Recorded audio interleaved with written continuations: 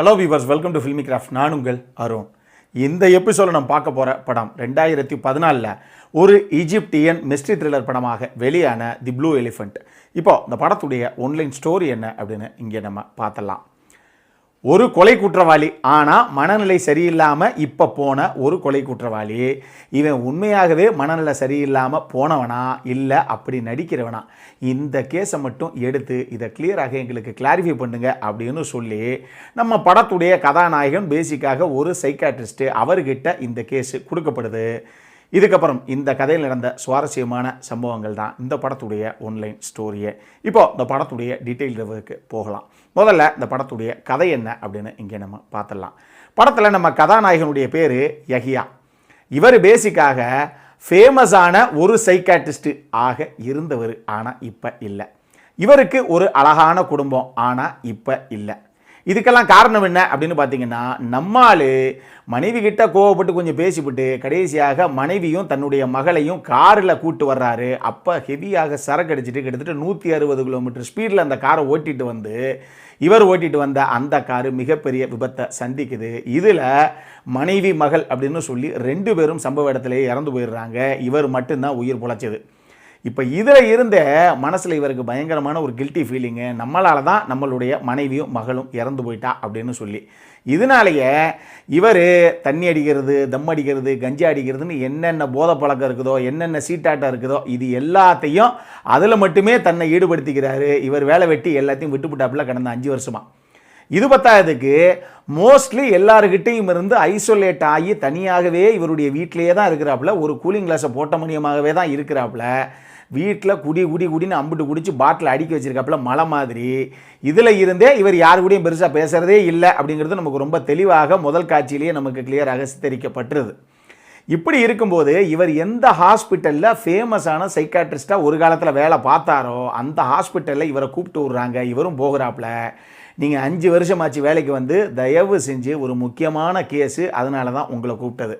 உங்களை விட திறமையான சைக்காட்ரிஸ்ட் யாருமே இங்கே கிடையாது அப்படிங்கிறது எங்களுக்கு தெரியும். அதனால் இந்த கேஸை நீங்கள் தான் முடியாது அப்படின்னு சொல்லாமல் முடிச்சு கொடுத்தே ஆகணும். அது என்ன, யார் அந்த கேஸு அப்படின்னு பார்த்தீங்கன்னா, ஒரு நபர் தன்னுடைய சொந்த மனைவியவே பலாத்காரமும் பண்ணி கொடூரமான முறையில் சித்திரவதை பண்ணி கொலையும் பண்ணிட்டு போலீஸ் அரெஸ்ட் பண்ணும்போது கிட்டத்தட்ட தான் ஒரு மனநிலை சரியில்லாத நபராகவே இப்போ இருக்கிறான். இதனாலேயே இவனுக்கு தீர்ப்பு இன்னும் கோர்ட்டில் கொடுக்கப்படவே கிடையாது. நேராக கொண்டு வந்து நம்மளுடைய மென்டல் ஹாஸ்பிட்டலில் சேர்த்து விட்டாங்க. இப்போ நீங்கள் ஒரு சைக்காட்ரிஸ்ட் அப்படிங்கிறனால நீங்கள் போய் உண்மையாகவே அவன் பைத்தியம்தானா இல்லை பைத்தியம் மாதிரி நடிக்கிறானா அப்படிங்கிற இந்த விஷயத்தை கண்டுபிடிச்சி இதை கிளாரிஃபை பண்ணி பக்காவாக ஒரு தீர்ப்பை கொடுத்தீங்க அப்படின்னா தான் இதை அடுத்து போலீஸ் மூலமாக கோர்ட்டுக்கு நாங்கள் இதை சப்மிட் பண்ணி அவனுக்கு உண்மையாக தண்டனையை வாங்கி கொடுக்க முடியும். அவன் பைத்தியமாக நடிக்கிறான் அப்படின்னா அவனுக்கு மரண தண்டனை உறுதி அப்படின்னு சொல்கிறாங்க. ஆனால் இந்த கேஸை நீங்கள் போய் கொஞ்சம் டீல் பண்ணுங்கள், பார்த்துட்டு அப்புறம் சொல்லுங்கள் அப்படின்னு ஒரு மிகப்பெரிய கோரிக்கையை வைக்கிறாங்க. சரி, வேறு வழியே இல்லை, தவிர்க்க முடியாது அப்படிங்கிற நிலைமையில் நம்ம கதாநாயகன் அங்கே போகிறாப்புல.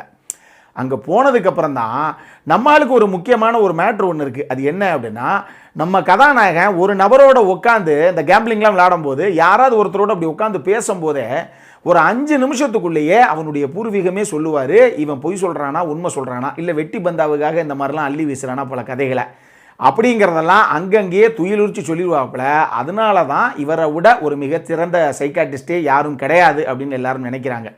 இப்போ நம்மாலே அந்த குற்றவாளி யார், சரி இந்த கேஸை க்ளோஸ் பண்ணி விட்டு போவான் அப்படின்னு அவனை சந்திக்கிறதுக்காக போனால் அடுத்த கட்ட ஷாக் இவருக்கு காத்துக்கிட்டு இருக்கு. அது என்ன அப்படின்னா, அந்த குற்றவாளி, அந்த கொலை குற்றவாளி யார், வேறு யாரும் கிடையாது. நம்ம கதாநாயகன் எந்த ஹாஸ்பிட்டலில் இவர் ஒரு சைக்காட்ரிஸ்டாக இருந்தாரோ அப்போ இவர் கூட கொலீகாக இருந்த இன்னொரு மனநல மருத்துவர், இன்னொரு சைக்காட்ரிஸ்ட் தான் அந்த குற்றவாளி. இப்போ கதாநாயகனுக்கு ஒன்றும் புரியலை. என்னப்பா, நம்ம கூட பயங்கர கம்பீரமாக எல்லா கேஸையும் டீல் பண்ண ஒரு டேலண்டான டாக்டரு, இந்த ஆளாக இன்றைக்கி வந்து இவ்வளோ பெரிய கொலை குற்றவாளியாக, அதுவும் மனநிலை சரியில்லைங்கிற மாதிரி இங்கே உட்காந்துருக்கான், என்ன காரணமாக இருக்கும் அப்படின்னு சொல்லி இந்த கேஸு இப்போ கதாநாயகனுடைய கையில் நிற்கிது. இதுக்கப்புறம் இந்த கதையில் நடந்த சுவாரஸ்யங்கள் தான் இந்த படத்துடைய மொத்த கதையை.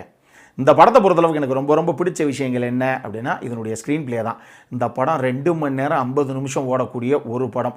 ஆனாலும் இந்த படம் ஒரு ஸ்லோ ட்ராமாவாகத்தான் போகும். ஸ்லோ பர்னிங் த்ரில்லர் எப்படி போகுமோ அப்படித்தான் போகும். எக்ஸ்பெக்டேஷன் நான் முதல்ல கிளியராக செட் பண்ணிடுறேன். ஆனாலும் இந்த படம் எங்கேயுமே உங்களுக்கு போர் அடிக்காது. ஏதோ ஒரு விஷயம் இருக்குது, எந்த காரணத்துக்காக யார் எதை மறைக்கிறாங்க அப்படிங்கிற மாதிரியே இந்த கதைக்களம் பரபர நகலும். ஸ்லோ ட்ராமாவாக இருந்தால் கூட அதுக்குள்ளே ஒரு சின்ன பரபரப்பு இதனுடைய திரைக்கதை வடிவமைப்பில் இருக்கும். அது ரொம்ப ஸ்மார்ட்டாகவே டைரக்டர் கொண்டு வந்திருக்காரு அப்படின்னே சொல்லலாம். ஸோ இப்படி தான் இந்த படம் இருக்கும். இதை கிளியராக புரிஞ்சுக்கிட்டு இந்த படம் பிடிக்கும் அப்படின்னா போய் பாருங்கள். ரெண்டாவது, இந்த படத்தை பொறுத்தளவுக்கு இது ஒரு ஹாரர் த்ரில்லர் அப்படின்னு சொல்ல முடியாது, ஒரு மிஸ்ட்ரி த்ரில்லர் அப்படின்னு சொல்ல முடியாது, ஒரு சைக்காலஜிக்கல் த்ரில்லர் அப்படின்னு சொல்ல முடியாது. 3 கெட்டானா 2 கெட்டாங்கிற மாதிரி இது 3 கெட்டானாக கலந்த ஒரு படம் அப்படின்னு வச்சுக்கோங்களேன். சரி, நீங்கள் பாருங்கள். நான் சொல்கிறத விட உங்களுக்கு பார்க்கும்போது தான் அதை ஈஸியாக புரிஞ்சிக்க முடியும்.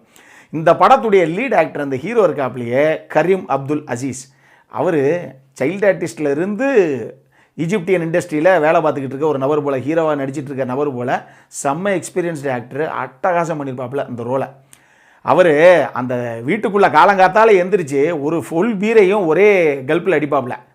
அந்த சீனில் இருந்து நம்மால் கூலிங் கிளாஸை போட்டுட்டு முதல் தடவை அந்த ஹாஸ்பிட்டலுக்குள்ளே வர்ற அந்த விஷயத்துலேருந்து அவருடைய நடை உடை பாவனைன்னு சொல்லி அந்த பாடி லாங்குவேஜ்லேயே மனுஷனுக்கு உண்மையாகவே என்ன மாதிரி ஒரு ஆளாக இருந்தார், ஆனால் இப்போ எப்படி மாறிட்டார் அப்படிங்கிறத தன்னுடைய அந்த பர்ஃபார்மன்ஸ்லேயே அட்டகாசமாக ஸ்க்ரீனில் கொண்டு வந்துருப்பார்.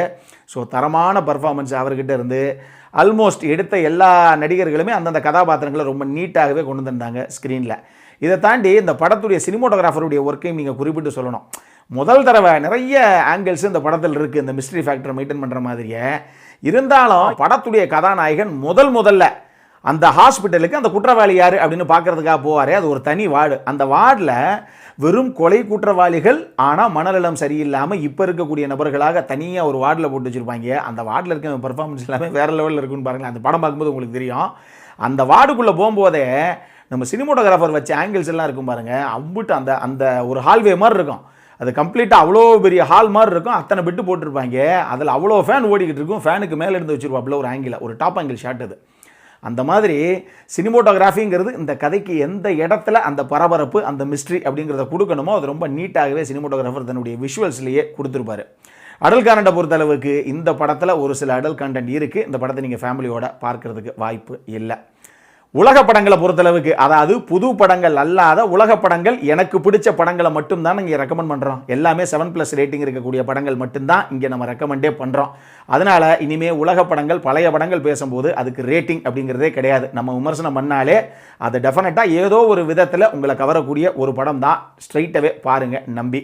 அது ரொம்ப எக்ஸ்ட்ராடினரியான படமாக இருந்தது அப்படின்னா ஹைலி ரெக்கமெண்டட் அப்படின்னு சொல்லி நான் தனியாக மென்ஷன் பண்ணியே சொல்லிடுறேன். அதனால் ரேட்டிங் அப்படிங்கிறது எதுவும் இல்லை. இப்போ நம்மளுடைய அடுத்த செக்மெண்ட்டான இன்ட்ரெஸ்டிங் ஃபேக்ட்ஸ் அபவுட் தி மூவிக்கு போகலாம்.